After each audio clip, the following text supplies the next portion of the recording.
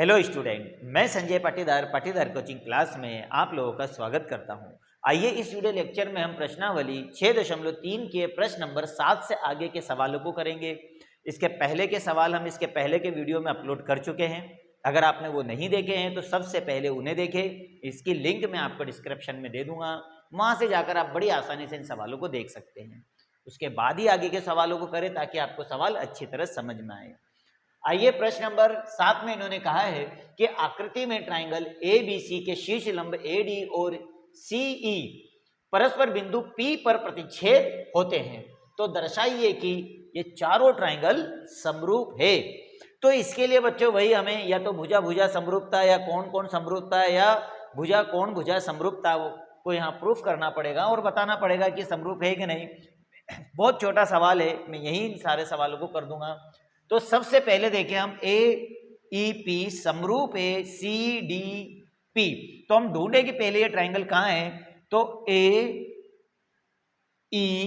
और P अर्थात ये इस ट्राइंगल की बात कर रहा है और उसमें ही CDP अर्थात CDP इस वाले ट्राइंगल की बात कर रहा है, अर्थात इन दोनों ट्राइंगलों को मुझे समरूप बताना है। बहुत इजी है। देखो, एक तो यहाँ लंब खींच रहा है, तो लंब खींच रहा है अर्थात ये कितने डिग्री का हो गया, 90 डिग्री का। तो ये 90 और ये 90, तो मैं कह सकता हूं कि इस ट्राइंगल में यहाँ 90 है, यहाँ 90 है। और दूसरा ये देखिए, ये हमारे शीर्षाभिमुख कोण बन गए, जो हमने 9th में पढ़े थे कि इस तरह से अगर कोई लाइन क्रॉस हो जाए तो उसके आमने सामने के कोण क्या होते हैं, शीर्षाभिमुख कोण, जो बराबर होते हैं। तो इस तरह से इन दोनों ट्राइंगलों में मैंने इसको बराबर बता सकता हूं। मैं यही करवा देता हूं, जमा के आप कर देना। तो सबसे पहले कौन से एंगल बराबर है, तो एंगल एक तो हो जाएगा AEP बराबर है, दूसरा हो जाएगा हमारे पास में D वाला मतलब CDP। एंगल CDP बराबर है, क्यों बराबर है, दिया हुआ है। शीर्ष लंब है, इस कारण से दोनों ही 90 डिग्री या प्रत्येक 90 डिग्री, ये भी लिख सकते हैं प्रत्येक 90 डिग्री। दूसरा, अब ये एंगल और ये एंगल बराबर है अर्थात APE शीर्षाभिमुख कोण, तो हम बोल सकते हैं एंगल APE बराबर है एंगल CPD। क्यों बराबर है, शीर्षाभिमुख कोण।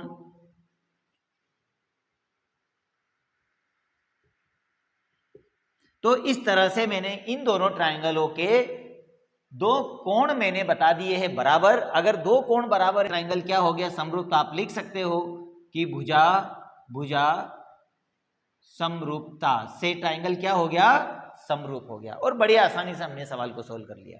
आइए इसका सेकंड पार्ट देखते हैं। सेकंड पार्ट में क्या कहा है, तो मैं इसे साफ कर देता हूं ताकि आपको समझने में और आसानी रहे। अब ये बोल रहा है ABD, ढूंढो कहाँ है, ABD अर्थात ये इस वाले ट्राइंगल की बात कर रहा है, ये जो दिख रहा है हमें, ये वाला ट्राइंगल। दूसरा बोल रहा है CBE अर्थात CBE अर्थात ये इस वाले ट्राइंगल की बात कर रहा है, ये दूसरे नंबर का। अब मुझे बताना है कि ये समरूप है या नहीं। तो इसके लिए भी तीन चीज देखो, अगर मैं ABD लेता हूं तो ये 90 डिग्री का यहां बन रहा है इस ट्राइंगल का, उसी तरह से इस ट्राइंगल का ये वाला यहाँ 90 डिग्री का बन जाएगा। तो देखो, एक तो हमने कोण इसके बराबर बराबर बता दिए है। दूसरा देखिए, ABD और CEB दोनों में ही कोण भी कॉमन आ रहा है, इसका मतलब ये है कि दो कोण यहाँ भी बराबर आ रहे हैं, तो ये भी बड़ी आसानी से समरूप हो जाएगा। तो यहाँ पर एक तो आ रहा है एंगल मेरा 90 डिग्री का, तो मैं बोल सकता हूँ कि इस वाले ट्राइंगल में, नंबर 1 वाले ट्राइंगल में D 90 डिग्री का है और इसमें E 90 डिग्री का है। तो मैं बोल सकता हूं कि ADB बराबर है, दूसरा वाला आ जाएगा CEB प्रत्येक 90 डिग्री। ओके, एक चीज ये बराबर हुई। दूसरा B दोनों ही ट्राइंगलों में कॉमन है अर्थात एंगल B बराबर है एंगल B, ये हो गया उभयनिष्ठ। अगर यहां पर दो चीज हमारी बराबर बराबर है, इसका मतलब ट्राइंगल क्या हो गया, समरूप हो गया। किस नियम से हुआ, तो वही कोण कोण समरूपता, कोण कोण समरूपता, सॉरी ये भी कोण कोण आएगा, कोण कोण समरूपता। यहां पे भी कोण कोण और यहां पर भी कोण कोण समरूपता से ये क्या हो गया, समरूप हो गया। चलो ये हो गया। अगला देखिए थर्ड पार्ट। थर्ड पार्ट के लिए मैं अब ये मिटा देता हूं ताकि हमें और अच्छा समझ में आए। थर्ड पार्ट में बोल रहा है ये AEP, ढूंढिए कहाँ है AEP, ये वाला। फिर बोल रहा है ADB अर्थात ADB, ये वाला कोण, बड़ा वाला ट्राइंगल, ठीक है ना। अब इसमें हमें बताना है दो चीज बराबर, तो यही देखो ये 90 डिग्री का यहाँ पे हो रहा है इसके अंदर, और यहाँ पर ये 90 डिग्री का हो रहा है, तो एक चीज तो हमारी क्लियर हो गई 90 डिग्री। दूसरा देखो ये कोण कॉमन है, APE और ADB अर्थात A कॉमन है, तो वही दो यहाँ पर एंगल बराबर हो जाएंगे, कोई ज्यादा प्रॉब्लम नहीं है यहाँ भी समझने में हमको। तो ये हो गया मेरे पास एंगल AEP बराबर है कोण ADB प्रत्येक 90 डिग्री के कोण, ठीक है। अगला मान हमारा ये वाला A बराबर हो गया, अर्थात मैं बोल सकता हूं कि एंगल EBP बराबर है एंगल DAB या BAD, ये उभयनिष्ठ हो गया, ठीक है। तो ये तीन चीज बराबर हो गई, तो ट्राइंगल कोण कोण समरूपता से ये भी बराबर बराबर हो गया, कोण कोण समरूपता से ये समरूप प्रूफ हो जाएगा, तो कोई ज्यादा प्रॉब्लम की बात नहीं है। लास्ट सवाल देखिए, देखो लास्ट वाले में इन्होंने क्या कहा, इसे हम साफ कर दें। लास्ट वाले में कह रहा है ये कि PDC, ढूंढिए कहाँ है PDC अर्थात ये वाला कोण PDC, ठीक है, और BEC अर्थात BEC ये वाला बड़ा वाला कोण, ये थर्ड वाला। इन कोणों को हमें बराबर बराबर बताना है, थोड़ा अंडरलाइन कर लो ताकि आपको समझ में अच्छा आ जाए। एक तो इस कोण की बात कर रहा है ये, और दूसरा इस कोण की बात कर रहा है ये छोटे वाले की, ये ठीक है ना। तो इस तरह से इन दोनों को मुझे क्या बताना है, समरूप। तो यहाँ पे भी जो हमने सवाल किए सेम वैसे ही है। देखो अगर यहाँ पर ये बात कर रहा है कि PDC, तो इसमें ये वाला कोण 90 डिग्री है, और यहाँ पर अगला दिया है इन्होंने BEC, तो यहाँ पर ये 90 डिग्री है। चलो जो समझ में आया पहले हम लिख लें, तो यहाँ पे लिख लेता हूँ मैं एंगल PDC बराबर है एंगल BEC अर्थात BEC, ये दोनों ही 90 डिग्री के हैं, प्रत्येक 90 डिग्री, ओके। अब देखिए यहां पर हमने PDC अर्थात C और BCE अर्थात C यहां पर भी कॉमन है, तो मैं लिख सकता हूं एंगल PCD बराबर है एंगल BCE में, BCE ये हो गया उभयनिष्ठ, अर्थात यहां भी कोण कोण समरूपता से ये कोण आपस में, ये ट्राइंगल हमारे समरूप हो जाएंगे। तो कौन सा नियम लगेगा, कोण कोण समरूपता, और बड़ी आसानी से हम बता सकते हैं कि ये क्यों आपस में समरूप है। इजी है, कुछ नहीं है, हमें सिर्फ यहाँ कोणों के बारे में बताना, और सेम यही रेशो यहाँ पे चल रहा है। आइए ठीक इसी तरह से अब हम करते हैं इसका प्रश्न नंबर 8 को। तो देखिए प्रश्न नंबर 8 भी काफी इजी सवाल है, ज्यादा कोई प्रॉब्लम नहीं आएगी हमको करने में।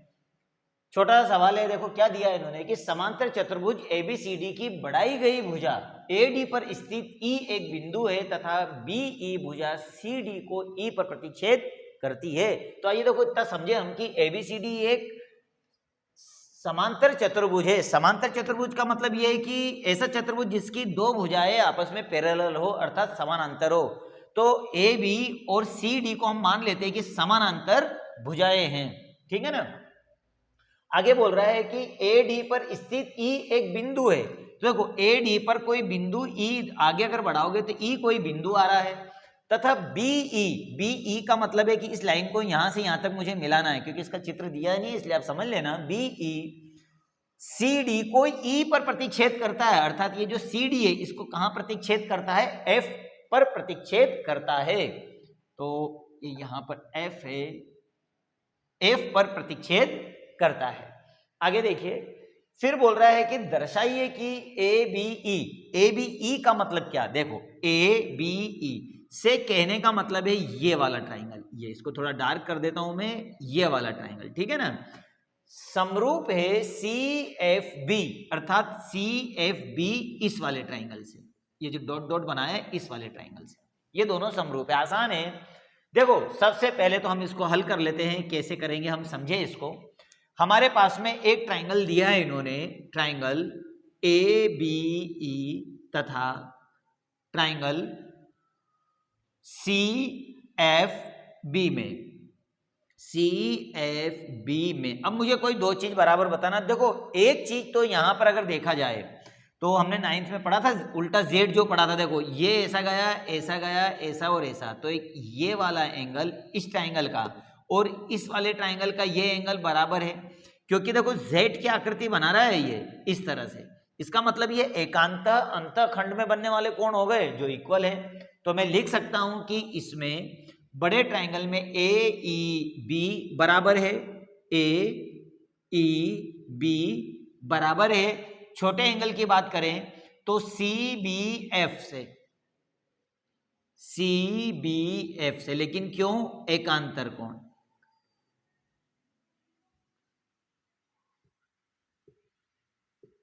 और ये हमेशा बराबर होते हैं। ठीक, एक तो ये समझ में आया।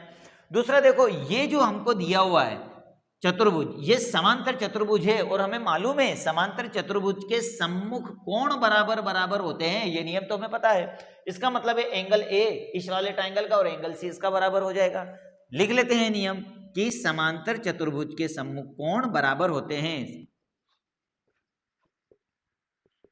ओके, तो इसका मतलब क्या हुआ कि एंगल ए बराबर है एंगल सी, ये दो एंगल हमारे बराबर हो गए। अगर यहाँ इन दोनों ट्राइंगलों में दो एंगल मैंने बराबर बता दिए हैं तो एंगल एंगल समरूपता से ट्राइंगल क्या हो गया?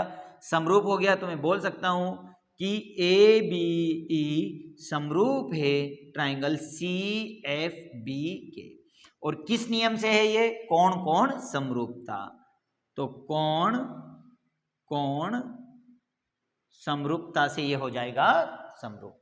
आसान था सवाल, काफी इजी है और हमने बड़ी आसानी से इसको प्रूफ कर दिया दो एंगल बराबर बताकर। आइए इसी तरह अब हम करते हैं प्रश्न नंबर 9 को। तो देखिए प्रश्न नंबर 9 भी पिछले सवाल के जैसा ही है, बहुत इजी है। यहां पर इन्होंने बोल रखा है कि आकृति में एबीसी और एएमपी दो समकोण त्रिभुज है। समकोण त्रिभुज का मतलब है कि एक ये वाला त्रिभुज जो हमारे पास बन रहा है एबीसी, ये वाला मैं इसको थोड़ा सा रेड कर देता हूं ताकि हमें दिखाई दे।